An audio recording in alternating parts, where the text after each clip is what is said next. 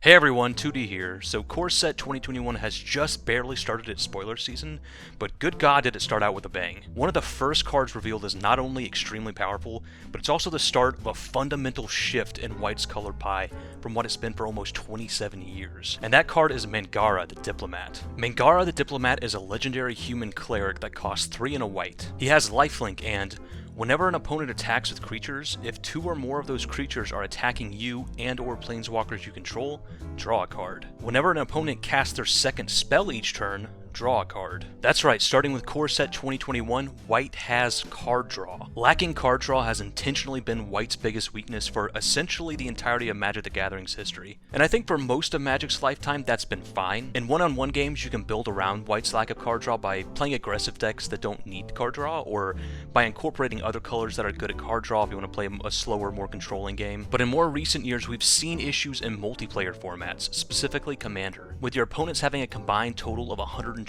life, you just cannot be aggressive enough for card advantage not to matter. And adding another color really isn't an option if you want to stick with your White Commander. This has put White in a pretty pitiful position compared to the other colors in Commander. Card draw is just too necessary and White has had almost none. There's been a few exceptions, but these were either one-offs that WotC really didn't follow up on, or even considered violations of the color pie in retrospect. But this time we have confirmation from WotC's own Ari Nia that Mengara is not just a one-off, but is instead part of a larger experiment to give White card draw. Ari's not just a WotC employee, but is actually the representative for White on the team's Council of Color, which is an internal council that discusses what should and should not be allowed in each color. So Ari is pretty much the authority on changes to White's slice of the color pie. Ari's tweet says, "When we looked at White card draw, we decided that any White card with 'your opponents can't do X' also allows the text, 'whenever an opponent does X, draw a card.'" He goes on to say this is not the only White card draw experiment we'll see over the next few years. So Ari's confirmed that there will be other experiments with White card draw, but Mengara is the first in the line of cards that will give you a way to reactively draw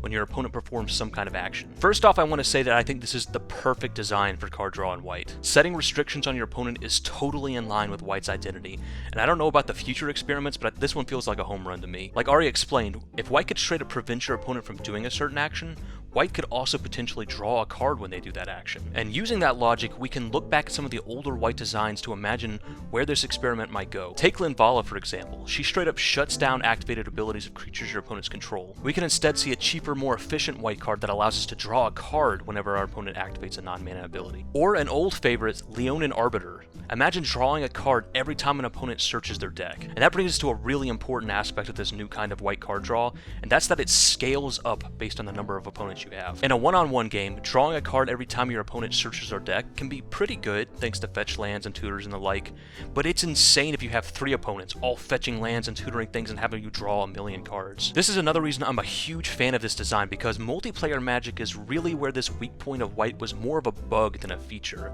and a mechanic that scales up like this is a fantastic way to fix that. So looking forward to what this change could mean to the future of the game, I think we could see some mono White decks have some legs that they didn't have before. Like I mentioned before, to play a controlling deck, White typically needed to bring another color, like blue, to shore up his card advantage. But if White card draw is good enough, we could see a new era of potentially viable mono White control decks. I'm also excited for some like Hatesbury, Death and Taxes type decks to potentially get powered up in non-legacy and non-vintage formats. In those older formats, Death and Taxes rely on mana denial cards like Rishid Import and Wasteland to attack an opponent's mana, but those cards don't exist in formats like Modern or Pioneer. Maybe there'll be a new era of Death and Taxes decks based around card advantage from stacks effects, clogging the board with efficient creatures that draw you cards when your opponents perform certain actions, and then winning with that card advantage. And anyway, that's gonna wrap it up for this look at Mengara and what this experiment means for the future of Magic.